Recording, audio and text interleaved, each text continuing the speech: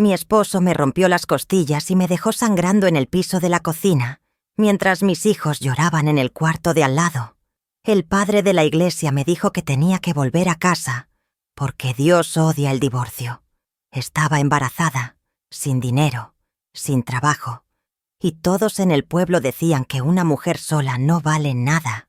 Pero te digo una cosa que aprendí con 83 años de vida. A veces la mayor traición que puedes cometer no es contra tu esposo violento, es contra ti misma cuando te quedas. Soy Esperanza Ramírez Vega, tengo 83 años, y hoy voy a contarte cómo una madrugada a las 4 de la mañana salvó no solo mi vida, sino el alma de mis hijos. Siéntate aquí conmigo, porque esta historia va a sacudir todo lo que te dijeron sobre el matrimonio, sobre el perdón y sobre lo que realmente significa ser madre. Yo nací en Guadalajara en el año de 1942, en una casita de adobe que quedaba cerquita del mercado San Juan de Dios. Mi madre vendía tamales en la plaza y mi padre trabajaba como carpintero, haciendo muebles para las familias más ricas de la ciudad. No teníamos mucho, pero teníamos lo suficiente para comer todos los días y para ir a misa todos los domingos. Yo crecí escuchando el ruido de los vendedores gritando sus precios, el olor a canela y chocolate caliente que venía de los puestos, y ese calor rico del sol pegando en las piedras de la banqueta. Eran tiempos simples, tiempos en que una niña como yo soñaba apenas con crecer, casarse y tener una familia. Cuando tenía 17 años, conocí a Roberto Morales en una fiesta de 15 años de mi prima Guadalupe. Él tenía 22 años, trabajaba en una fábrica de telas y usaba un sombrero bien bonito que lo hacía parecer más grande e importante. Roberto bailaba bien, sabía platicar y tenía esa forma de mirarme a los ojos que me hacía sentir especial. Me dijo que yo era la muchacha más bonita de toda Guadalajara, que mis ojos brillaban como las estrellas que veíamos desde la plaza principal. Mi corazón latía tan fuerte cuando él estaba cerca, que yo creía que todos podían escucharlo. Esa noche, mientras bailábamos una canción de Pedro Infante, yo ya sabía que me iba a casar con ese hombre. Roberto empezó a visitarme en la casa de mis padres todos los domingos después de misa. Llevaba flores que compraba en el mercado, siempre claveles rojos porque decía que eran del color de mi pasión. A mi padre le caía bien porque Roberto era trabajador y respetuoso. Siempre se quitaba el sombrero cuando entraba a la casa y llamaba a mis padres de señor y señora. Mi madre estaba feliz porque veía que yo estaba enamorada, y ella siempre decía que el amor verdadero era la base de un matrimonio fuerte. Noviamos durante 8 meses, siempre con la supervisión de mi familia, siempre dentro de las costumbres. Yo vivía en las nubes, haciendo planes de nuestro futuro, imaginando los hijos que íbamos a tener. Cuando Roberto me pidió matrimonio, se arrodilló enfrente de mis padres y pidió mi mano de una forma tan bonita que mi madre lloró. Prometió cuidarme, protegerme y hacerme feliz por el resto de la vida. Mi padre dio su bendición y empezamos a preparar la boda, que sería sencilla pero bonita, en la iglesita de San Francisco. Yo cosí mi propio vestido con la ayuda de mis tías. Un vestido blanco de algodón con encajes que mi abuela había guardado. Las semanas antes de la boda fueron las más felices de mi vida. Me despertaba cantando y me dormía soñando con el día en que sería la señora Morales. Nunca pasó por mi cabeza que ese hombre que me miraba con tanto cariño pudiera transformarse en mi peor pesadilla.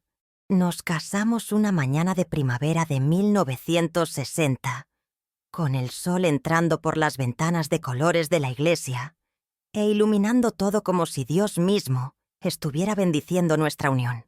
Yo estaba tan nerviosa que casi me tropiezo a la hora de entrar, pero mi padre sostuvo mi brazo firme y me llevó hasta el altar. Roberto estaba guapo con su traje oscuro, que había rentado especialmente para ese día, y cuando me vio, sonrió de esa manera que hacía que mi corazón se derritiera. El padre habló sobre el sacramento del matrimonio, sobre cómo el hombre y la mujer se vuelven una sola carne, sobre obediencia y respeto. Yo dije sí con la voz temblando de emoción. Y cuando Roberto puso el anillo en mi dedo, yo tenía la certeza absoluta de que estaba empezando la mejor parte de mi vida. La fiesta fue en la casa de sus padres, que vivían en un barrio un poco más retirado del centro, donde las casas tenían patios más grandes y menos ruido de la calle. Hubo música en vivo, mariachis que tocaron toda la noche y comida que las tías de Roberto prepararon durante días. Bailamos hasta que nos dolieron los pies, comimos mole poblano y arroz con leche, y brindamos con tequila que el padre de él guardaba para ocasiones especiales.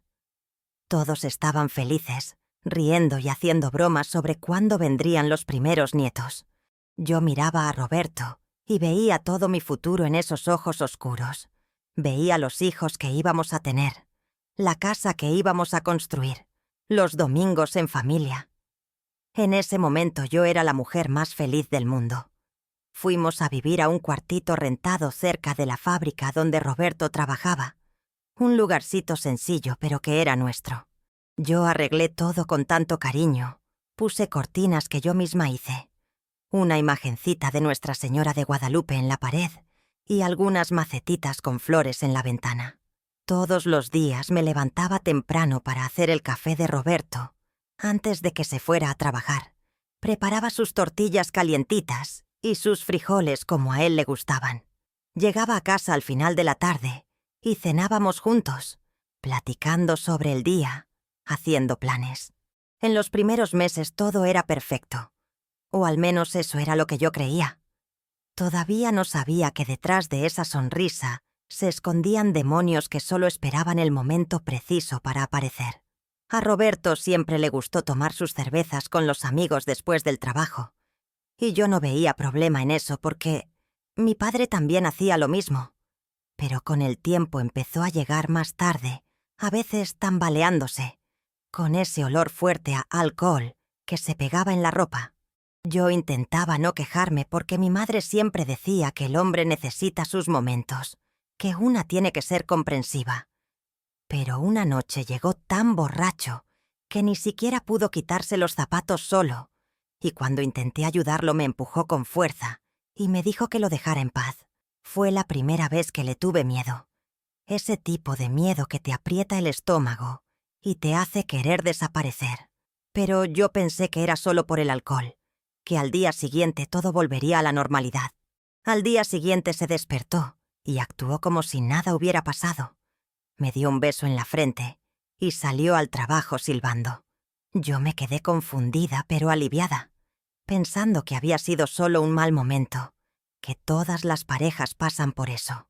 Limpié la casa, fui al mercado a comprar verduras para la cena, y cuando regresé, arreglé todo bonito esperando que llegara. Preparé su platillo favorito, carne asada con arroz y tortillas hechas en el momento, y puse la mesa con ese esmero de mujer enamorada. Todavía creía que el amor que teníamos era lo suficientemente fuerte para superar cualquier cosa. Todavía no sabía que el amor solo no salva a nadie cuando la violencia entra por la puerta. Esa noche Roberto llegó a casa tarde otra vez, y cuando vio la comida ya fría en la mesa, me miró con una rabia que yo nunca había visto antes. Preguntó por qué la comida estaba fría, y yo le expliqué que la había hecho a la hora de siempre, pero él se había tardado. Fue cuando me dio la primera cachetada, tan fuerte que caí al piso y vi estrellitas. Me quedé ahí tirada sin entender qué había pasado, con el sabor de sangre en la boca y la mejilla ardiendo.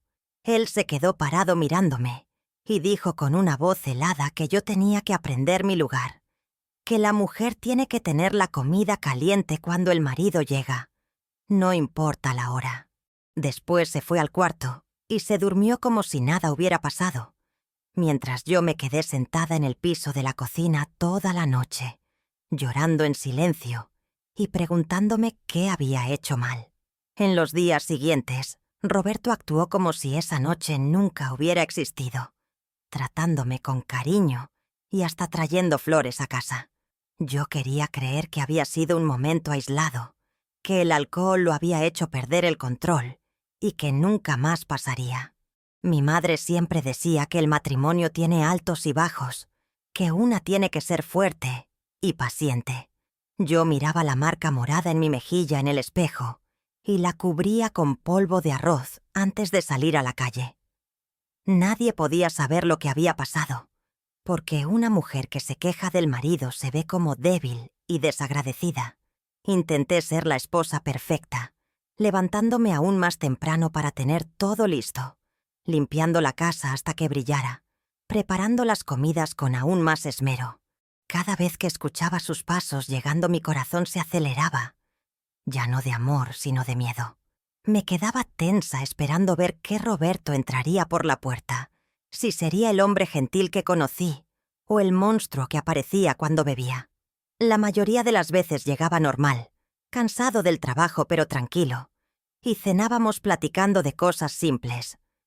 Pero había esas noches en que llegaba con esa mirada vacía, y yo ya sabía que la noche sería larga y dolorosa. 2 meses después de la primera cachetada descubrí que estaba embarazada de mi primera hija. Hice la prueba en la casa de una partera del barrio, doña Clemencia, que confirmó lo que yo ya sospechaba. Mi corazón se llenó de una alegría mezclada con pavor, porque sabía que ahora ya no era solo yo. Había una criaturita creciendo dentro de mí que dependía de mí para sobrevivir. Cuando le conté a Roberto esa noche, esperando que la noticia pudiera cambiar algo, se quedó parado un momento mirándome. Después sonrió, me abrazó y dijo que iba a ser el mejor papá del mundo, que iba a cuidarnos a las dos y que ahora tendría más responsabilidad. Por un instante creí que el bebé iba a salvar nuestro matrimonio. Durante los primeros meses del embarazo, Roberto sí cambió. Dejó de llegar borracho y empezó a hacer horas extras para juntar dinero para cuando naciera el bebé. Ponía la mano en mi panza para sentir las pataditas y hacía planes de cómo le iba a enseñar a nuestro hijo a jugar fútbol o a nuestra hija a bailar. Yo me permití soñar otra vez, imaginar una familia feliz donde nuestros hijos crecerían con amor y seguridad. Empecé a hacer ropita de bebé, pequeños mamelucitos blancos bordados a mano, y arreglé un rinconcito del cuarto para que fuera la cuna. Las mujeres del barrio venían a visitarme trayendo consejos e historias de sus propios partos, y yo me sentía parte de algo más grande, parte de la hermandad de las madres. Pero la paz duró apenas hasta el 5.º mes de embarazo, cuando Roberto perdió un ascenso en la fábrica que estaba esperando. Llegó a casa furioso ese día, pateando la puerta y gritando que el jefe le había dado el puesto a otro tipo, solo porque le lamía las botas mejor. Yo intenté calmarlo, le ofrecí comida y le dije que vendrían otras oportunidades. Pero me miró con tanto odio que di un paso hacia atrás instintivamente. Dijo que yo no entendía nada, que era fácil para mí quedarme en casa sin hacer nada, mientras él se mataba trabajando. Intenté explicarle que cuidar la casa y estar embarazada también era trabajo, pero antes de que pudiera terminar la frase, me empujó con fuerza contra la pared. Caí de lado intentando proteger la panza, y el golpe fue tan fuerte que me quedé sin aire por unos segundos. Roberto salió dando un portazo, y yo me quedé ahí en el piso, sosteniendo mi panza y rezando para que el bebé estuviera bien. Sentía las pataditas de mi hija, como si me estuviera diciendo que estaba viva, que estaba luchando conmigo. Esa noche no dormí. Me quedé despierta haciendo cuentas en mi cabeza de cuánto dinero tenía guardado, pensando si era posible irme. Pero, ¿a dónde iría embarazada de 6 meses? ¿Sin trabajo? ¿Sin nada? Mis padres no tenían espacio en casa para recibirme con un bebé. Y la sociedad no perdona a una mujer que abandona al marido. Estaba atrapada en una jaula que yo misma había ayudado a construir cuando dije sí en el altar. Carmelita nació una mañana fría de diciembre, después de 18 horas de labor de parto en la casa de doña Clemencia. Grité tanto que mi garganta quedó ronca. Apreté la mano de la partera con tanta fuerza que dejé marcas, pero cuando escuché el primer llanto de mi hija nada más importó. Era perfecta, con esa carita roja y arrugada, los ojitos cerrados y los puñitos cerrados como una luchadora. Cuando la pusieron en mi pecho lloré de alegría y de miedo, porque ahora tenía una razón aún más grande para aguantar todo. Roberto llegó unas horas después, cargó al bebé en sus brazos y lloró también, diciendo que iba a cambiar, que iba a ser el papá que ella merecía. Yo quise tanto creerle. Los primeros días con Carmelita fueron los más intensos de mi vida. Entre las mamadas de madrugada, los pañales sucios y el cansancio que pesaba en mi cuerpo como plomo. Roberto fue gentil en ese período, ayudando cuando podía y trayendo cosas que necesitábamos. Pero un bebé que llora toda la noche no combina bien con un hombre que le gusta tomar, y pronto las noches tranquilas se acabaron. Cuando Carmelita cumplió un mes, Roberto volvió a los viejos hábitos, llegando tarde y borracho, quejándose del ruido que hacía el bebé. Yo intentaba hacer que dejara de llorar, meciéndola hasta que me dolían los brazos. Pero un bebé llora cuando necesita, y no hay nada que una madre pueda hacer más que atender sus necesidades. Una noche Carmelita tenía cólico, y lloró por horas seguidas. Ese llanto agudo que perfora los oídos y el alma. Roberto llegó borracho, y empezó a gritar para que yo hiciera que el bebé se callara, diciendo que tenía que trabajar al día siguiente, y no podía dormir. Le expliqué que tenía dolor, que yo estaba haciendo todo lo que podía, pero no quería escuchar. Me arrancó a Carmelita de los brazos y la sacudió con fuerza, gritándole que dejara de llorar. Entré en pánico y recuperé a mi hija, protegiéndola con mi cuerpo, y fue cuando me dio un puñetazo en la cara que hizo que mi nariz sangrara. Caí con Carmelita en los brazos, pero logré amortiguar la caída para no lastimarla, mientras la sangre corría de mi cara al piso. Esa noche, acostada en la cama con Carmelita durmiendo finalmente en mi pecho y mi cara palpitando de dolor, entendí que no había vuelta atrás. Roberto no iba a cambiar. No importaba cuántas promesas hiciera o cuántas lágrimas derramara después de las agresiones. Miré a mi hija durmiendo tan tranquila, tan inocente, y juré para mí misma que ella nunca vería a su madre quedarse callada mientras un hombre la destruía. Pero todavía no tenía el valor para irme. Todavía no sabía cómo una mujer como yo, sin educación, sin dinero, sin apoyo, podría sobrevivir sola con un bebé. Así que me quedé, esperando que algún milagro cambiara las cosas, esperando que el amor que alguna vez sentí por Roberto de alguna manera lo transformara de vuelta en el hombre que conocí. Carmelita tenía 6 meses cuando Roberto perdió su trabajo en la fábrica por llegar borracho demasiadas veces. Él llegó a casa esa tarde con una caja de sus cosas y una rabia en los ojos que me heló la sangre. Dijo que era culpa del supervisor que le tenía envidia, que todos en la fábrica estaban en su contra, que nadie lo valoraba como debían. Yo intenté consolarlo, pero cualquier palabra que decía era la incorrecta. Cualquier gesto era interpretado como crítica. Esa noche me golpeó tan fuerte que se me rompieron 2 costillas y yo tuve que quedarme en cama durante una semana, apenas pudiendo respirar sin que me doliera. Los días sin trabajo se convirtieron en semanas y las semanas en meses, mientras Roberto gastaba el poco dinero que teníamos en alcohol y en sus amigos. Yo hacía milagros con lo que quedaba, comprando los frijoles y el arroz más baratos del mercado, haciendo tortillas que nos duraran varios días. Carmelita lloraba de hambre porque mi leche se había secado con el estrés y yo no tenía dinero para comprarle fórmula. Mis vecinas empezaron a darse cuenta de que algo andaba mal, pero en ese tiempo nadie se metía en los problemas del matrimonio ajeno, porque eso era entre marido y mujer. Una tarde mi madre vino a visitarme y casi se desmaya cuando me vio lo delgada que estaba, con moretones en los brazos que yo intentaba esconder con una reboza. Carmelita estaba llorando en la cuna, tan flaquita que parecía un pajarito sin plumas. Mi madre me agarró de los hombros y me preguntó qué estaba pasando, con lágrimas en los ojos porque ya sabía la respuesta. Yo rompí a llorar y le conté todo. Las golpizas, el alcohol, la falta de dinero, el miedo constante que vivía. Mi madre lloró conmigo y me dijo que empacara mis cosas, que me fuera con ella esa misma tarde.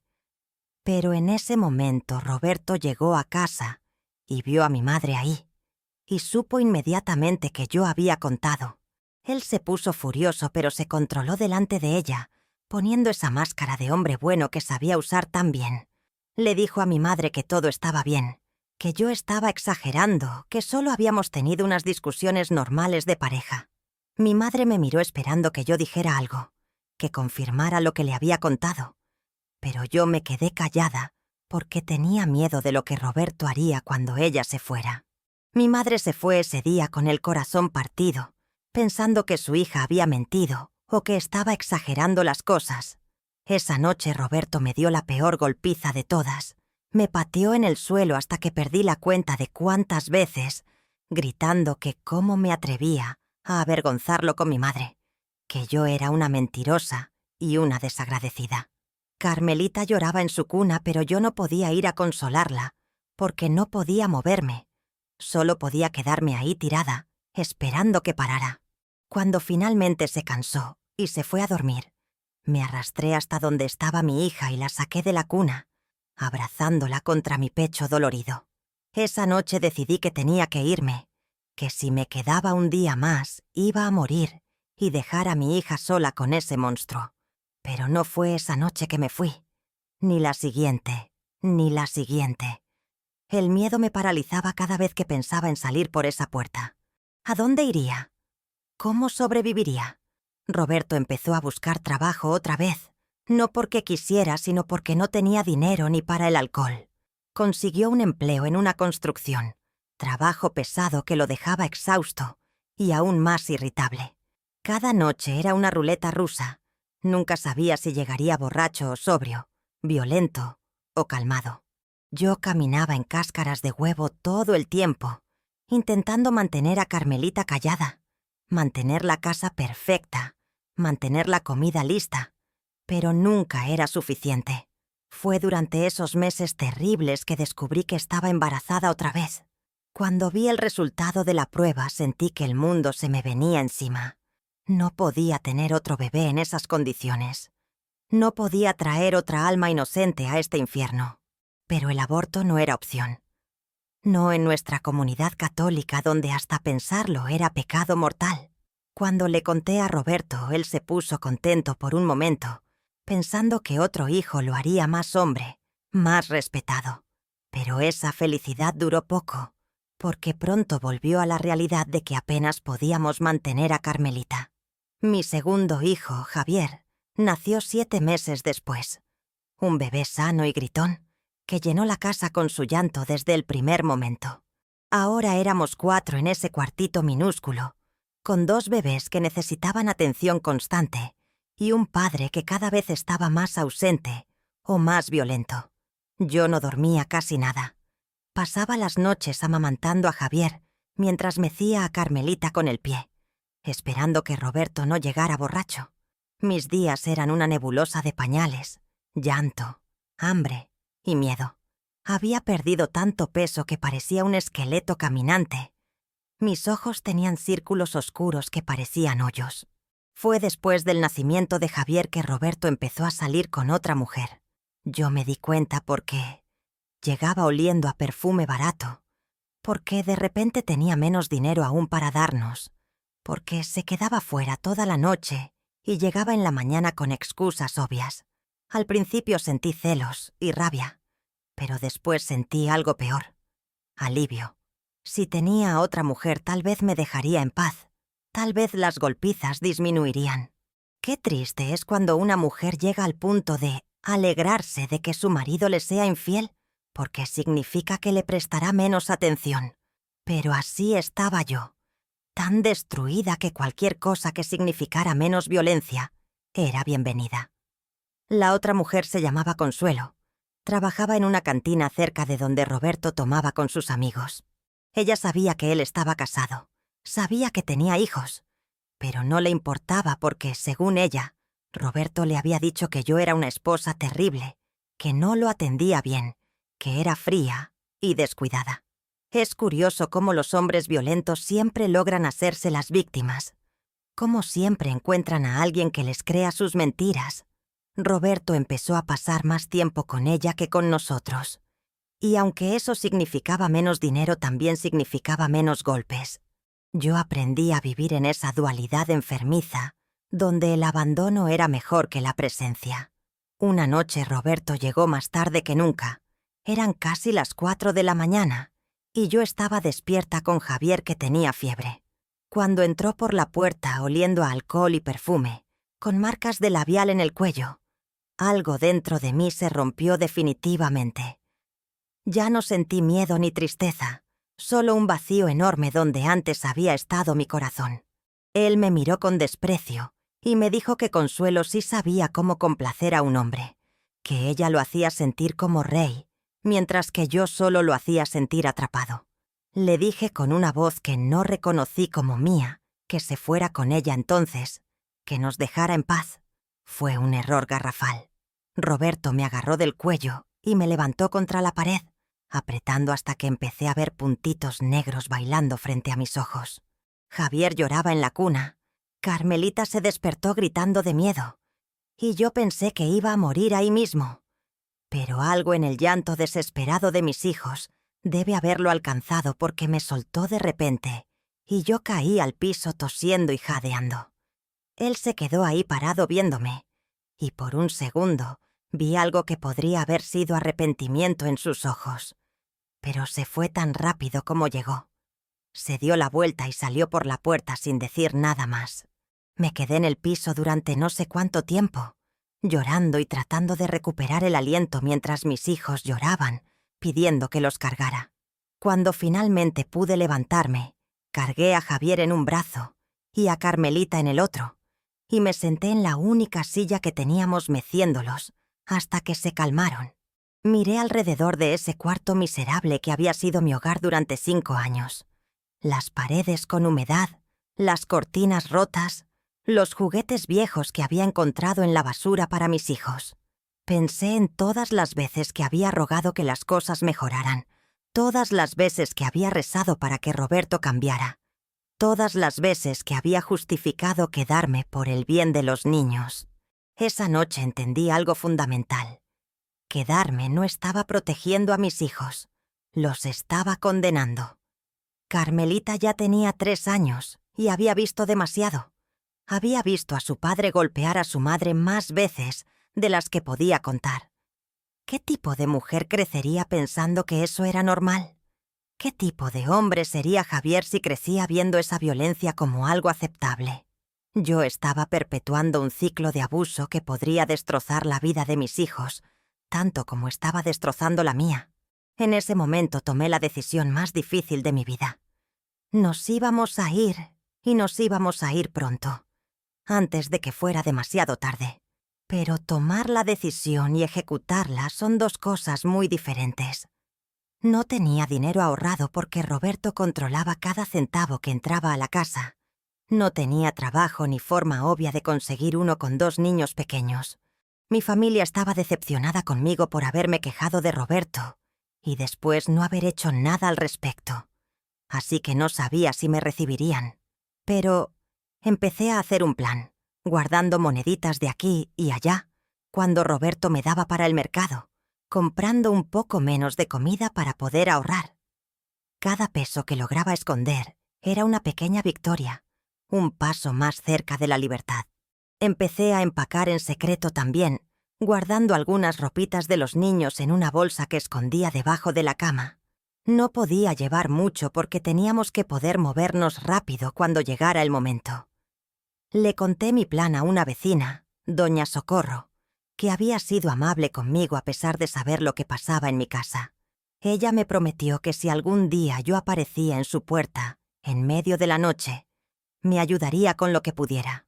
Saber que tenía, aunque fuera una persona de mi lado, me dio la fuerza que necesitaba para seguir adelante con el plan. Roberto seguía con sus rutinas de salir con Consuelo y volver tarde. A veces no volvía en toda la noche. Esas noches yo casi podía respirar, casi podía imaginar cómo sería la vida sin él. Pero cuando volvía el terror, regresaba con él, especialmente cuando estaba borracho y celoso. imaginando que yo también lo estaba engañando. Me acusaba de estar con otros hombres, aunque yo apenas salía de la casa para ir al mercado. Su paranoia lo hacía más violento, más impredecible. Y yo sabía que el tiempo se estaba acabando, que si no me iba pronto, algo terrible iba a pasar. La noche que finalmente decidí irme no fue porque algo extraordinario pasara. Fue porque Roberto llegó a casa y anunció que Consuelo estaba embarazada. Lo dijo con una sonrisa, orgulloso de sí mismo como si hubiera logrado algo maravilloso. Dijo que finalmente tendría un hijo con una mujer de verdad, no como yo que según él era una inútil. No sentí celos ni dolor, solo claridad absoluta de que este era el momento. Si él iba a empezar otra familia, nosotros teníamos que salir de su camino, antes de que su frustración dividida entre dos hogares lo hiciera aún más peligroso. Esa noche esperé hasta que Roberto cayera dormido, borracho como siempre. Junté la poca ropa que habíamos empacado, tomé el dinero que había logrado ahorrar, agarré algunos documentos importantes y cargué a mis 2 hijos dormidos. Carmelita era lo suficientemente grande para caminar, pero Javier apenas tenía 1 año y medio, así que tuve que cargarlo en un brazo mientras guiaba a Carmelita de la mano. Abrí la puerta con tanto cuidado que cada crujido sonaba como un trueno en mis oídos. Roberto se movió en la cama y yo me congelé, esperando que abriera los ojos y arruinara todo. Pero no se despertó. Salí por esa puerta a las 4 de la mañana de un martes cualquiera, con 2 niños dormidos, una bolsa de ropa y 300 pesos que había ahorrado durante meses. No miré atrás porque sabía que si lo hacía perdería el valor. Caminé por las calles oscuras de Guadalajara con mi corazón latiendo tan fuerte que pensé que se saldría de mi pecho. Cada perro que ladraba, cada carro que pasaba, cada sombra me hacía pensar que Roberto nos había alcanzado. Pero seguí caminando, paso tras paso, alejándome de esa prisión, caminando hacia un futuro incierto, pero que tenía que ser mejor que el infierno del que escapábamos. Llegué a la casa de mis padres cuando el sol apenas empezaba a salir, pintando el cielo de rosa y naranja. Toqué la puerta con la mano temblorosa. Javier dormido en mis brazos y Carmelita aferrada a mi falda, medio dormida todavía. Mi madre abrió la puerta en su bata de casa, con el cabello suelto y la cara de susto al vernos ahí paradas. No le di tiempo de preguntar nada. Solo entré cargando a mis hijos y me desplomé en el sillón de la sala, sintiéndome segura por primera vez en años. Mi padre bajó las escaleras preguntando qué pasaba, y cuando vio nuestras caras supo que finalmente había hecho lo que debía hacer hacía mucho tiempo. No fue una recepción completamente cálida. Mi padre estaba preocupado por lo que la gente diría, por el escándalo que causaría en la comunidad que su hija abandonara a su marido. En esos tiempos, una mujer separada era vista con lástima y desprecio, como alguien que había fallado en su deber más sagrado. Pero mi madre puso el pie firme y le dijo a mi padre que sus nietos necesitaban un techo sobre sus cabezas y comida en sus estómagos, y que eso era más importante que el qué dirán. Gracias a ella pudimos quedarnos, aunque yo sabía que era una solución temporal, que no podíamos vivir ahí para siempre. Los primeros días fueron extraños. Era como despertar de una pesadilla larga y no estar segura de que realmente había terminado. Cada ruido fuerte me hacía brincar. Cada vez que alguien tocaba la puerta, mi corazón se aceleraba pensando que era Roberto. Mis hijos estaban confundidos. Carmelita preguntaba por su papá, y yo no sabía qué decirle. ¿Cómo le explicas a una niña de 3 años que su padre es un monstruo, pero que también es su padre? Le decía que papá estaba trabajando lejos, que pronto lo veríamos. Mentiras que me partían el corazón, pero que eran necesarias por ahora.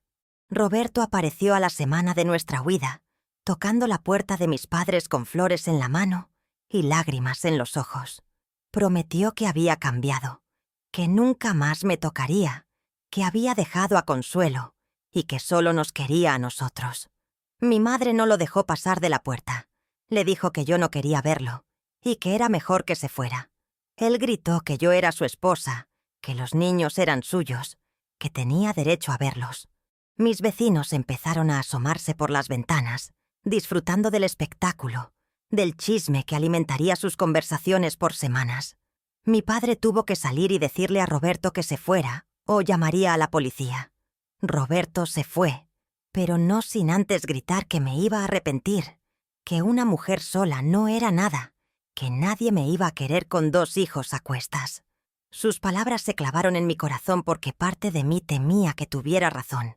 ¿Quién contrataría a una mujer con 2 niños pequeños? ¿Cómo iba a mantenerlos? ¿Cómo iba a darles una vida digna? Pero después miraba los moretones que todavía tenía en los brazos, las costillas que todavía me dolían cuando respiraba profundo, y sabía que incluso la incertidumbre más aterradora era mejor que la certeza de más violencia. La comunidad no fue amable conmigo. En el mercado las mujeres cuchicheaban cuando pasaba. Algunas me miraban con lástima, pero otras con juicio. Decían que yo había abandonado a mi marido, que seguro exageraba los golpes, que todas las parejas pelean y que yo era dramática. Algunas incluso decían que tal vez yo me lo había buscado, que seguro no lo atendía bien o que le respondía de mala manera. Es increíble cómo la sociedad siempre encuentra la manera de culpar a la mujer, de convertir a la víctima en la villana de su propia historia. El padre de nuestra parroquia, el padre Domingo, vino así a hablar conmigo una tarde. Yo pensé que venía a ofrecer apoyo, a decirme que la iglesia me ayudaría. Pero en lugar de eso me dio un sermón sobre la santidad del matrimonio, sobre cómo Dios odia el divorcio, sobre mi deber como esposa de perdonar y volver con mi marido. Le mostré los moretones, le conté de las costillas rotas, del día que casi me asfixia. Él escuchó con cara seria y después me dijo que el sufrimiento nos acerca a Dios, que tal vez esto era una prueba que yo tenía que pasar con paciencia y fe. Me quedé mirándolo sin poder creer lo que escuchaba. Este hombre que supuestamente representaba el amor y la compasión de Dios, me estaba diciendo que volviera con mi abusador, que ofreciera mi sufrimiento como sacrificio. Le pregunté si él regresaría a una casa donde lo golpearan todos los días, donde su vida peligrara constantemente.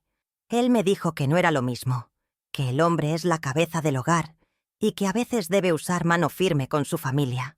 En ese momento perdí toda fe en la institución de la iglesia, aunque no en Dios. Si Dios era amor, como decían, entonces no podía querer que yo volviera a ese infierno. Después de que el padre Domingo se fue, lloré durante horas. Me sentía tan sola, tan juzgada, tan incomprendida. Todos los sistemas que se suponía debían protegerme, mi comunidad, mi iglesia, incluso parte de mi familia, me estaban diciendo que volviera con mi abusador.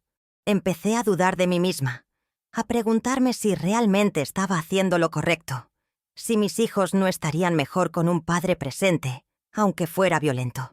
La duda es un veneno lento que te carcome por dentro, y yo estaba empapada en él.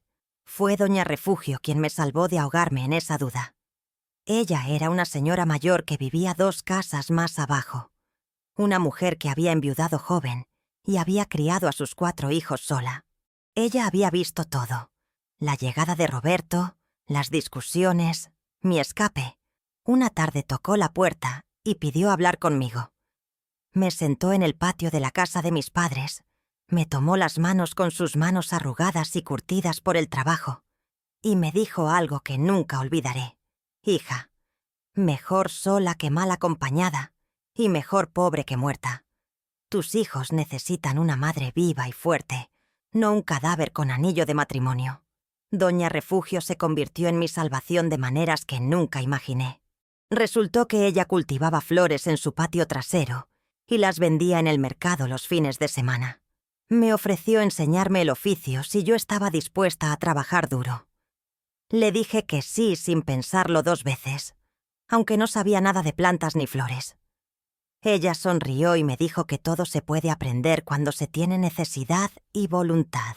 Al día siguiente empecé mi aprendizaje, llevando a mis hijos conmigo porque no tenía con quién dejarlos. Las primeras semanas fueron difíciles. Mis manos no estaban acostumbradas al trabajo duro de cavar, plantar y regar. Me salieron ampollas que se reventaban y sangraban. Mi espalda dolía tanto por las noches que apenas podía enderezarme. Pero cada ampolla era un paso más hacia la independencia. Cada dolor muscular era prueba de que estaba construyendo algo nuevo. Carmelita y Javier jugaban en la tierra mientras yo trabajaba. Y aunque se ensuciaban, todo era hermoso verlos reír y jugar, sin el miedo constante que habían conocido antes. Doña Refugio me enseñó todo lo que sabía sobre flores. Me mostró cómo preparar la tierra, cómo sembrar las semillas a la profundidad correcta, cuánta agua necesitaba cada tipo de planta. Aprendí sobre rosas, claveles, margaritas, gladiolos, girasoles, cada una con sus propias necesidades y temperamentos. Me habló de las flores como si fueran niños, cada una requiriendo atención diferente, algunas más delicadas que otras. Había una poesía en el trabajo que nunca había experimentado antes, una conexión con la tierra que me hacía sentir arraigada después de tanto tiempo sintiéndome a la deriva. A los 2 meses ya sabía lo suficiente para tener mis propias plantas. Entonces, Doña Refugio me regaló algunas semillas y esquejes para que empezara mi propio pequeño jardín en el patio de mis padres. Mi padre no estaba muy convencido al principio, diciendo que las flores no eran negocio serio. Pero mi madre lo convenció de dejarme intentar. Planté mis primeras semillas con las manos temblando de emoción y miedo, rezando para que crecieran, para que esto funcionara, para que pudiera demostrarle al mundo y a mí misma que podía sobrevivir sin Roberto. Las primeras flores que brotaron fueron claveles rojos, y cuando vi esos primeros pétalos abriéndose, sentí una alegría que no había sentido en años. Eran mías. Las había cultivado yo. Eran prueba tangible de que podía crear algo hermoso con mis propias manos. Carmelita estaba fascinada con las flores. Las olía todos los días y me preguntaba cómo era posible que algo tan bonito saliera de la tierra café. Le expliqué que con cuidado, amor y paciencia, hasta las cosas más pequeñas pueden volverse extraordinarias. No sabía entonces que le estaba enseñando la metáfora de nuestra propia vida. Empecé a vender mis flores en el mercado los sábados, junto con Doña Refugio. Al principio vendía muy poco. La gente prefería comprarle a ella, que tenía años de reputación. Pero yo era persistente. Aprendí a hablar con los clientes, a explicarles cómo cuidar las flores para que duraran más, a hacer ramos bonitos que llamaran la atención. Poco a poco, empecé a tener mis propios clientes, gente que volvía específicamente a comprarme a mí. Cada venta era una victoria pequeña.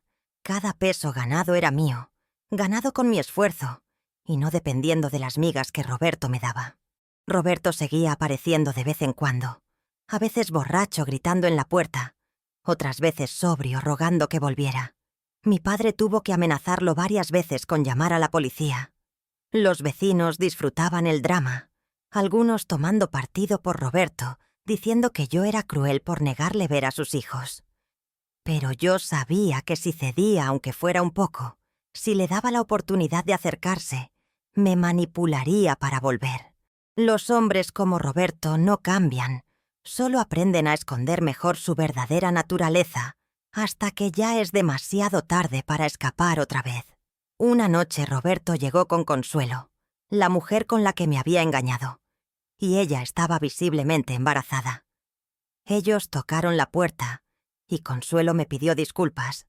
Dijo que no sabía lo que Roberto realmente era, hasta que empezó a golpearla también. Estaba llorando, con un moretón fresco en la mejilla, diciéndome que necesitaba ayuda para escapar. Parte de mí quería cerrarle la puerta en la cara. Esta era la mujer que se había metido en mi matrimonio, que había creído las mentiras de Roberto sobre mí. Pero cuando la miré vi mi propio reflejo de hace unos meses, y no pude dejarla ahí. La dejé entrar y le di agua. La senté y le dije exactamente lo que necesitaba escuchar. Que Roberto no iba a cambiar, que las promesas eran vacías, que ella tenía que pensar en su bebé y salir de ahí antes de que fuera demasiado tarde. Le di el número de doña Socorro, la vecina que me había ayudado, y le dije que fuera a buscarla. Consuelo se fue esa noche. No sé qué pasó con ella después, pero espero que haya encontrado la fuerza para escapar. Roberto nunca volvió a buscarme después de eso. Creo que estaba demasiado ocupado, arruinando otra vida para seguir molestando con la mía. Con Roberto fuera del panorama finalmente pude respirar. Mi negocio de flores empezó a crecer poco a poco. Ya no solo vendía en el mercado, sino que también empecé a recibir pedidos para eventos, bodas, quinceañeras, funerales. Cada evento era una oportunidad para mostrar mi trabajo, para crear arreglos que la gente recordara. Me quedaba despierta hasta tarde aprendiendo nuevas técnicas, experimentando con combinaciones de colores y tipos de flores. Mi pasión por el trabajo era alimentada por la necesidad de sobrevivir, pero también por el orgullo genuino de crear algo hermoso. Un año después de escapar de Roberto, mi negocio había crecido lo suficiente para rentar un pequeño local cerca del mercado. Era apenas un cuartito con un mostrador y un refrigerador para las flores, pero era mío. El día que firmé el contrato de renta, lloré de alegría, porque esto significaba que realmente lo había logrado, que había construido algo propio, sin depender de ningún hombre. Le puse al negocio Flores Esperanza, porque eso era exactamente lo que representaba para mí, la esperanza de que la vida podía ser diferente, de que una mujer sola sí valía algo. Carmelita y Javier me ayudaban en la tienda después de la escuela. Carmelita tenía ahora 5 años y le encantaba organizar las flores por color, hacer combinaciones que a su corta edad ya mostraban un buen ojo artístico. Javier, con sus 3 años, era más travieso, pero le gustaba regar las plantas y hablarles como si pudieran entenderlo. Verlos trabajar a mi lado, contentos y sanos, sin miedo en sus ojos, hacía que cada sacrificio valiera la pena. Habíamos perdido muchas cosas al escapar, pero habíamos ganado algo más valioso: nuestra paz. El negocio iba bien, pero el dinero todavía era escaso. Había meses en que apenas alcanzaba para pagar la renta del local y la comida, meses en que tenía que elegir entre comprar zapatos nuevos para los niños o semillas para plantar más flores. Aprendí a hacer milagros con poco, a comprar en remate, a intercambiar servicios con otros comerciantes. La dueña de la panadería me daba pan viejo a cambio de flores para su tienda. El carnicero me guardaba los cortes más baratos. La señora de las verduras me regalaba lo que ya no podía vender. La comunidad de comerciantes se volvió mi familia extendida. Pero no todos en el mercado me querían bien. Había un florista establecido, don Rodrigo, que llevaba 30 años vendiendo flores y no le gustó que una mujer joven le hiciera competencia. Empezó a regarse rumores sobre mí, diciendo que mis flores duraban menos, que mis precios eran altos, que yo era una mujer de dudosa reputación que había abandonado a su marido. Los chismes son como incendios en un mercado. Se esparcen rápido y queman todo a su paso. Perdí algunos clientes que creyeron sus mentiras, pero los que me conocían realmente defendieron mi trabajo. Decidí que la mejor respuesta a los rumores era trabajo de calidad. Me aseguré de que cada ramo que saliera de mi tienda fuera perfecto, que cada arreglo superara las expectativas. Empecé a ofrecer servicios que don Rodrigo no ofrecía, como entrega a domicilio y consultas gratuitas para eventos grandes. Poco a poco fui ganando reputación no por chismes, sino por resultados, y los clientes empezaron a preferirme a mí sobre don Rodrigo. Él estaba furioso, pero no había nada que pudiera hacer legalmente, así que eventualmente tuvo que aceptar que había competencia en el mercado. Mi vida empezó a tener una rutina que me gustaba. Me levantaba a las 5 de la mañana para ir al mercado mayorista a comprar flores frescas. Regresaba a abrir la tienda a las 7. Trabajaba todo el día atendiendo clientes y haciendo arreglos. Recogía a los niños de la escuela en la tarde y ellos me ayudaban hasta la hora de cerrar. Las noches las dedicaba a hacer cuentas, planear pedidos y ocasionalmente trabajar en arreglos grandes para eventos del fin de semana.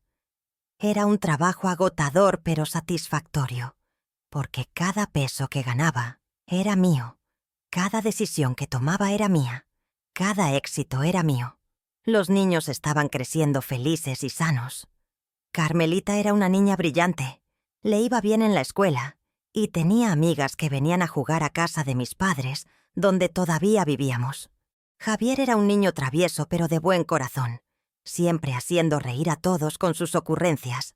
Ninguno de los dos preguntaba mucho por Roberto.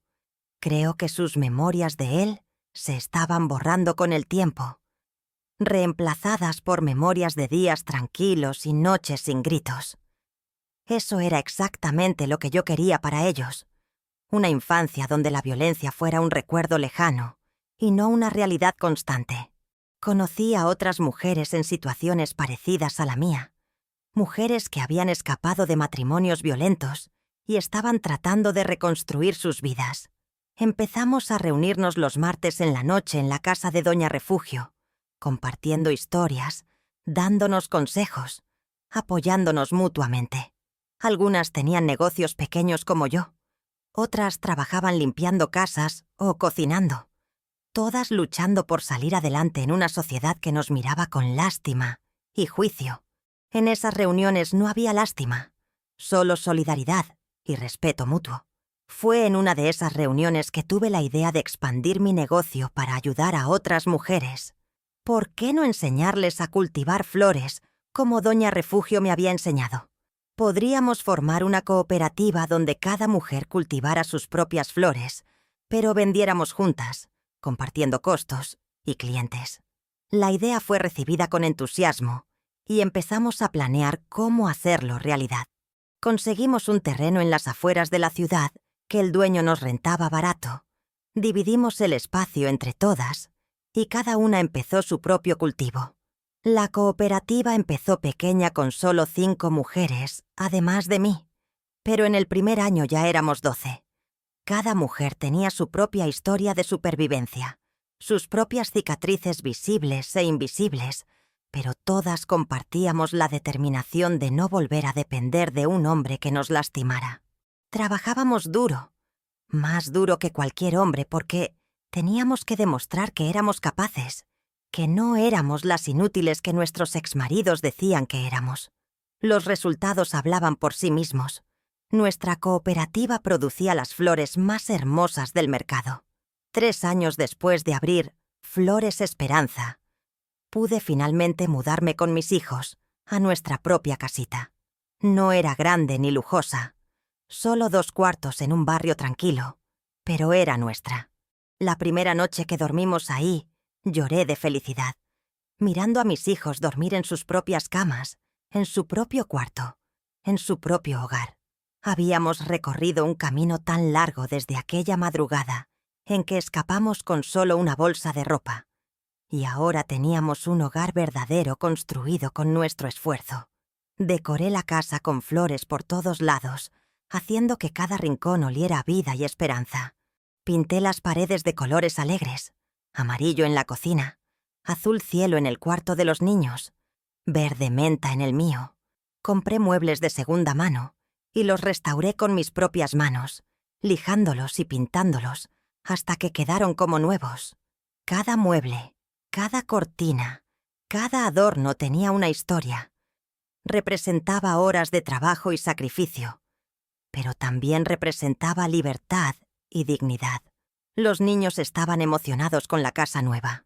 Carmelita, que ahora tenía 8 años, ayudó a decorar su cuarto con dibujos de flores que ella misma hizo.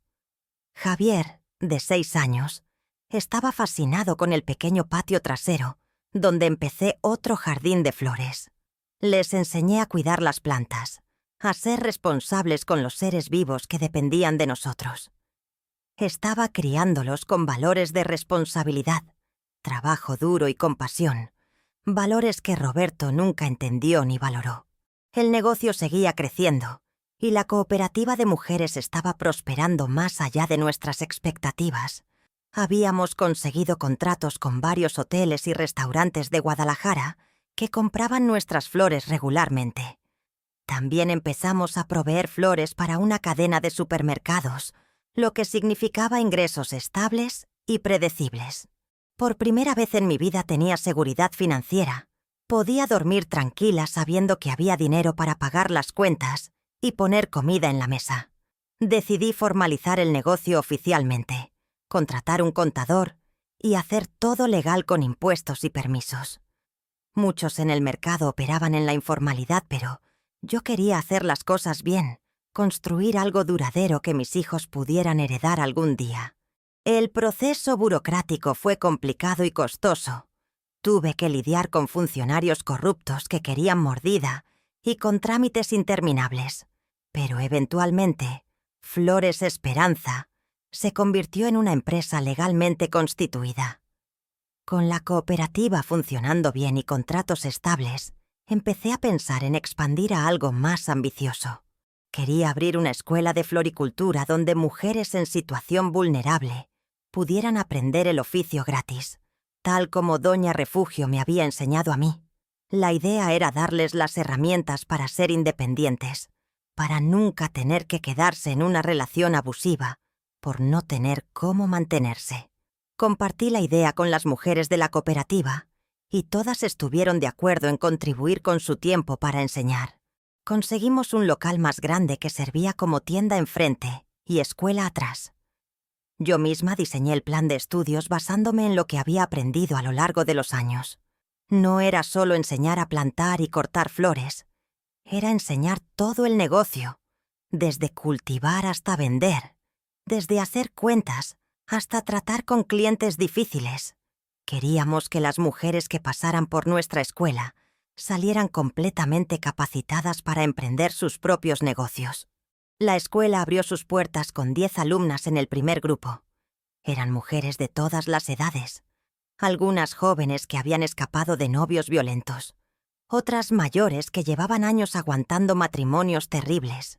Todas llegaban con la misma mirada que yo había tenido años atrás, una mezcla de miedo, esperanza y determinación. Les conté mi historia completa en la primera clase, sin ocultar nada, para que supieran que yo entendía por lo que estaban pasando, que no estaban solas. Ver a esas mujeres florecer, literalmente y figurativamente, fue una de las experiencias más gratificantes de mi vida. Al principio llegaban calladas, cabizbajas, casi pidiendo perdón por existir. Pero con cada semana que pasaba, con cada nueva habilidad que aprendían, con cada pequeño éxito, las veía transformarse. Sus espaldas se enderezaban, sus voces se volvían más fuertes, sus ojos empezaban a brillar con confianza. Estaban descubriendo lo que yo había descubierto, que eran capaces de mucho más de lo que nadie les había dicho.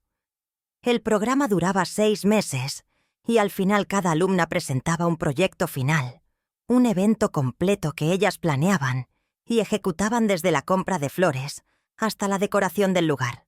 Las mejores alumnas recibían becas para comprar sus primeras semillas y herramientas para empezar sus propios cultivos. Algunas se unían a nuestra cooperativa, otras empezaban sus propios negocios independientes. Lo importante era que salían de ahí con conocimientos, con confianza y con una red de apoyo de mujeres que las entendían. La comunidad empezó a cambiar su percepción sobre mí y sobre lo que estábamos haciendo. Ya no era solo la mujer que había abandonado a su marido, era la mujer que estaba ayudando a otras mujeres a salir adelante.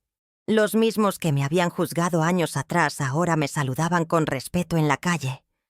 Don Rodrigo, el florista que tanto me había hecho la vida difícil al principio, eventualmente vino a disculparse y a reconocer que yo había revolucionado el negocio de las flores en Guadalajara de una manera positiva. 10 años después de escapar de Roberto, Flores Esperanza ya no era solo una tienda, era una institución en Guadalajara. Teníamos 3 locales en diferentes partes de la ciudad, una cooperativa de más de 50 mujeres y la escuela de floricultura que había graduado a más de 200 alumnas. Cada mujer que pasaba por nuestros programas llevaba consigo una semilla de esperanza que plantaba en su propia vida y en las vidas de quienes la rodeaban. Estábamos cambiando la narrativa, demostrando que las mujeres no solo podíamos sobrevivir solas, sino prosperar. Mis hijos estaban creciendo y convirtiéndose en personas maravillosas. Carmelita tenía 15 años y estaba en la preparatoria. Una estudiante brillante que soñaba con estudiar administración de empresas en la universidad. Quería aprender a manejar negocios grandes para algún día hacerse cargo de Flores Esperanza y llevarlo al siguiente nivel. Javier tenía 13 años y aunque no le interesaba tanto el negocio de las flores, era un muchacho artístico que dibujaba y pintaba hermosamente. Los dos eran jóvenes seguros de sí mismos, respetuosos, trabajadores, todo lo opuesto a lo que hubieran sido si hubieran crecido en la casa de Roberto. Un día recibí una llamada que no esperaba. Era de un hospital en las afueras de la ciudad, informándome que Roberto había sido ingresado y que yo era el contacto de emergencia que tenía en su cartera vieja. Al principio no quería ir. Había pasado tanto tiempo y había construido una vida completamente separada de él. Pero algo, tal vez la curiosidad o tal vez la necesidad de cerrar ese capítulo completamente, me hizo ir al hospital esa tarde. Lo encontré en una cama de hospital, apenas reconocible. Tenía 52 años, pero parecía de 70. El alcohol había destruido su cuerpo de maneras obvias y terribles. Su hígado estaba fallando, me dijeron los doctores, y no le quedaba mucho tiempo. Cuando me vio entrar en el cuarto, sus ojos se llenaron de lágrimas. No sentí lástima ni satisfacción, solo una distancia emocional enorme, como si estuviera viendo a un extraño que una vez conocí, en otra vida. Roberto intentó hablar, pero le costaba trabajo formar las palabras. Finalmente logró decir que lo sentía, que había sido un monstruo, que me había destruido la vida. Le dije que no había destruido mi vida, solo la había hecho más difícil por un tiempo, pero que yo había construido algo hermoso de las cenizas que él dejó. Le dije que lo perdonaba, no porque él lo mereciera, sino porque yo necesitaba esa paz para mí misma. El perdón no era para él, era para cerrar esa puerta de una vez por todas y dejarla cerrada. Le pregunté sobre Consuelo y el bebé que esperaban.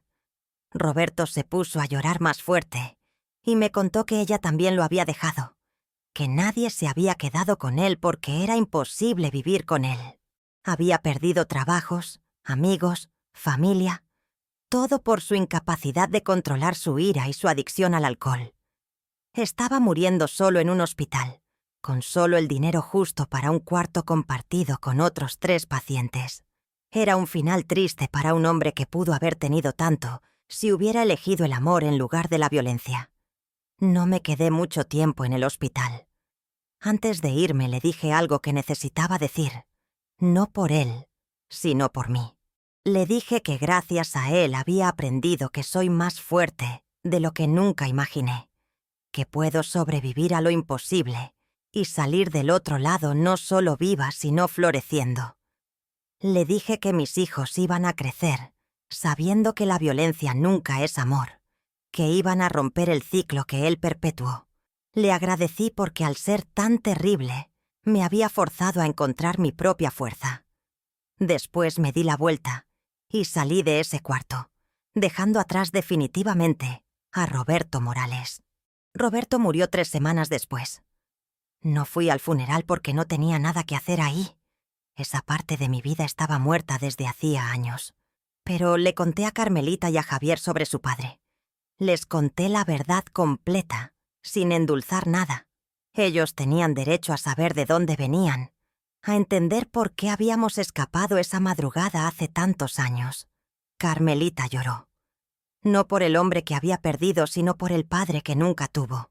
Javier se enojó, pero después entendió que la muerte de Roberto era el cierre final de un capítulo doloroso. La escuela de floricultura seguía creciendo y empezamos a recibir reconocimientos. El gobierno de Guadalajara nos dio un premio por nuestro impacto social, ayudando a mujeres en situación de violencia a encontrar independencia económica. Varias universidades nos invitaron a dar charlas sobre emprendimiento femenino y superación personal. Me convertí sin planearlo en una especie de símbolo de la resiliencia femenina. Algo que nunca busqué, pero que acepté con humildad, porque podía usar esa plataforma para ayudar a más mujeres. Doña Refugio, mi mentora, y la persona que me había salvado enseñándome a cultivar flores, murió a los 85 años de edad. Fue un golpe duro porque sin ella, yo no hubiera llegado a donde estaba. En su funeral llevé las flores más hermosas que había cultivado en toda mi vida. Un tributo a la mujer que me dio las herramientas para reconstruirme. En su testamento me dejó sus herramientas de jardinería, diciendo que yo había sido como la hija que nunca tuvo. Esas herramientas las guardé como tesoro. Y todavía hoy, décadas después, las uso cuando voy al vivero. Con el dinero que el negocio generaba, pude finalmente darles a mis hijos oportunidades que yo nunca tuve. Carmelita entró a la universidad a estudiar administración de empresas, la primera persona en nuestra familia en recibir educación superior. Javier fue a una escuela de arte, donde pudo desarrollar su talento. Los dos sabían el valor del dinero, porque me habían visto trabajar incansablemente por cada peso. Así que no desperdiciaban las oportunidades que se les daban. Estudiaban con dedicación, trabajaban duro en sus respectivas áreas y siempre trataban a todos con respeto, especialmente a las mujeres. Hoy, con 83 años, miro hacia atrás y veo un camino lleno de dolor pero también de triunfos inimaginables. Flores Esperanza ahora es dirigido por Carmelita, quien convirtió el negocio familiar en una empresa que exporta flores a varios estados de México y hasta Estados Unidos. Javier es un artista reconocido que hace instalaciones con flores, combinando sus dos pasiones y creando obras que han sido exhibidas en galerías importantes. Los dos construyeron sus vidas sobre la base de valores sólidos, sabiendo que el trabajo honesto y el trato digno a los demás son las verdaderas medidas del éxito. La Escuela de Floricultura sigue operando y ha graduado a más de 1000 mujeres en los últimos 20 años. Algunas de las primeras alumnas ahora son maestras en el programa, devolviendo lo que recibieron y ayudando a nuevas generaciones de mujeres a encontrar su camino hacia la independencia. Hemos expandido el currículo para incluir no solo floricultura, sino también otras áreas como panadería, costura y manualidades, siempre con el mismo objetivo de darles a las mujeres las herramientas para no depender de nadie que las lastime. Mis nietos, hijos de Carmelita, vienen a visitarme todos los domingos. Les cuento historias de cuando era joven, de cómo su abuela construyó un imperio de flores con sus propias manos rotas. Les enseño a cuidar plantas, a valorar el trabajo duro, a nunca quedarse callados ante la injusticia. La mayor, que lleva mi nombre, Esperanza, me dice que cuando crezca quiere ser como yo, fuerte e independiente. Le digo que ella será mejor que yo, porque crecerá en un mundo que, aunque todavía imperfecto, es un poco menos hostil hacia las mujeres que cuando yo era joven. La comunidad que alguna vez me juzgó, ahora me respeta profundamente. Soy considerada una matriarca, una líder comunitaria, alguien a quien la gente acude por consejo. A veces vienen mujeres jóvenes con moretones escondidos bajo maquillaje, con esa mirada asustada que yo reconozco inmediatamente porque fue la mía por tanto tiempo. Me siento con ellas, les doy té de manzanilla, les cuento mi historia y les digo que hay vida después del abuso, que el primer paso es siempre el más difícil, pero que vale la pena darlo. He dado innumerables charlas en escuelas, iglesias y centros comunitarios sobre la violencia doméstica y la superación personal. Cada vez que cuento mi historia, veo caras en la audiencia, especialmente mujeres, que están viviendo lo que yo viví. Después de las charlas se me acercan en privado, con lágrimas en los ojos, preguntándome cómo lo hice, cómo encontré el valor. Les digo que el valor no es la ausencia del miedo, sino actuar a pesar del miedo, que el momento perfecto para irse nunca llega. Así que hay que crear ese momento uno mismo. La Iglesia finalmente cambió su postura sobre el divorcio en casos de abuso, después de años de presión de grupos de mujeres incluyendo el nuestro. El padre Domingo, que me había dicho que volviera con Roberto, se disculpó conmigo antes de morir, reconociendo que su consejo había sido no solo equivocado, sino peligroso. Esa disculpa llegó décadas tarde, pero la acepté porque el perdón libera más a quien perdona que a quien es perdonado. La iglesia nueva en nuestra comunidad ahora tiene programas de apoyo para mujeres en situaciones de violencia, un cambio monumental de cómo eran las cosas en mis tiempos. Físicamente ya no soy la misma. Mis manos están llenas de arrugas y artritis. Mi espalda está encorvada de años de trabajo físico. Mi vista ya no es la que era. Pero mi espíritu está más fuerte que nunca. He vivido una vida plena, una vida que elegí en lugar de una vida que me fue impuesta. He criado hijos maravillosos. He ayudado a cientos de mujeres a encontrar su camino. He construido un negocio exitoso desde cero.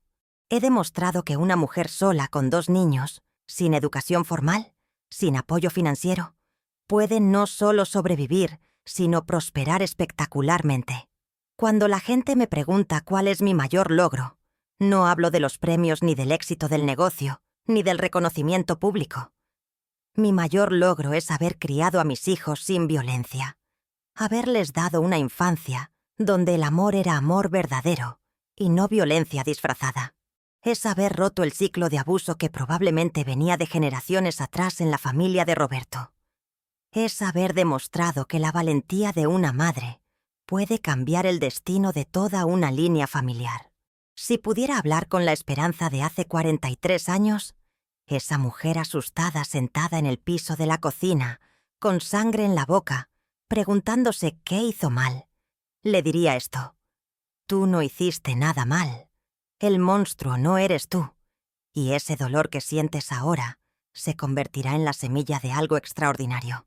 Le diría que ese bebé que cargas te dará la fuerza que necesitas para escapar, que esa madrugada a las 4 de la mañana cuando salgas por esa puerta será el principio de tu verdadera vida.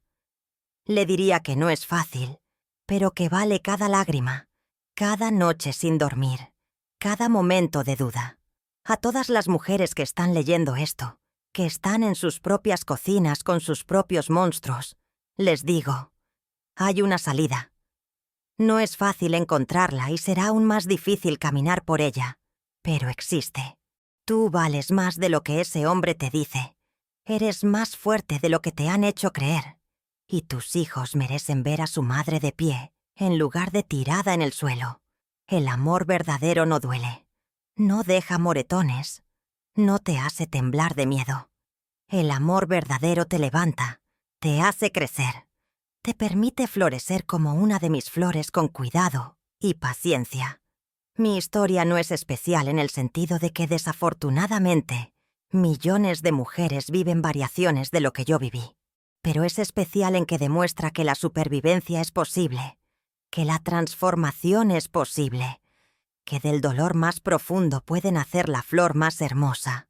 Yo soy prueba viviente de que una mujer puede reconstruirse de las cenizas, puede tomar los pedazos rotos de su vida y crear un mosaico hermoso.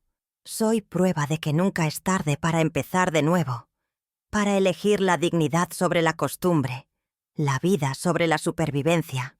Y ahora te pregunto, después de escuchar mi historia, ¿conoces a alguien que esté viviendo lo que yo viví? ¿Eres tú esa persona? Si la respuesta es sí, quiero que sepas que no estás sola, que hay recursos, que hay mujeres como yo que hemos pasado por eso y estamos aquí para ayudar.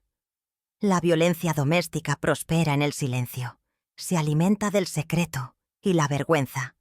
Pero cuando hablamos, cuando compartimos nuestras historias, cuando nos apoyamos mutuamente, el monstruo pierde su poder. No necesitas tener un plan perfecto para escapar. Yo no lo tenía. No necesitas tener mucho dinero. Yo solo tenía 300 pesos.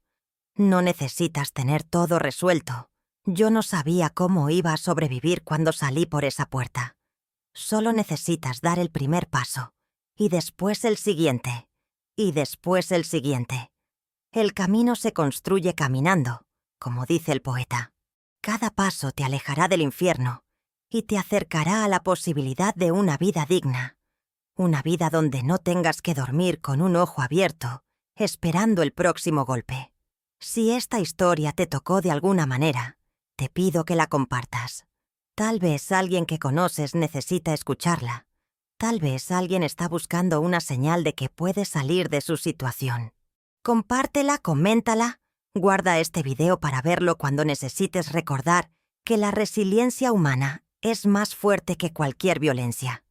Y si te gustó esta historia, suscríbete a este canal, porque aquí compartimos más historias reales de superación, de mujeres y hombres que han enfrentado lo imposible y han salido victoriosos. Déjame en los comentarios, ¿qué parte de mi historia te impactó más? ¿Conoces a alguien con una historia similar? ¿Qué consejo le darías a alguien que está pasando por violencia doméstica? Tu comentario podría ser exactamente lo que alguien necesita leer hoy. Así que no tengas miedo de compartir tu perspectiva. Recuerda que cada conversación que iniciamos sobre este tema salva vidas, rompe silencios y construye un futuro donde menos mujeres tengan que pasar por lo que yo pasé. Y recuerda, mi amor, donde hay vida, hay esperanza. Donde hay valentía, hay posibilidad de cambio. Y donde hay mujeres apoyándose mutuamente, hay una fuerza imparable que puede mover montañas. Yo soy Esperanza Ramírez Vega. Tengo 83 años. Y mi nombre no es casualidad. Es un recordatorio de que mientras respiremos podemos soñar con algo mejor y trabajar para hacerlo realidad. Nos vemos en la próxima historia. Y mientras tanto, cuídate, valórate. Y nunca olvides que mereces amor verdadero, no dolor disfrazado de amor. Hasta pronto, mi cielo.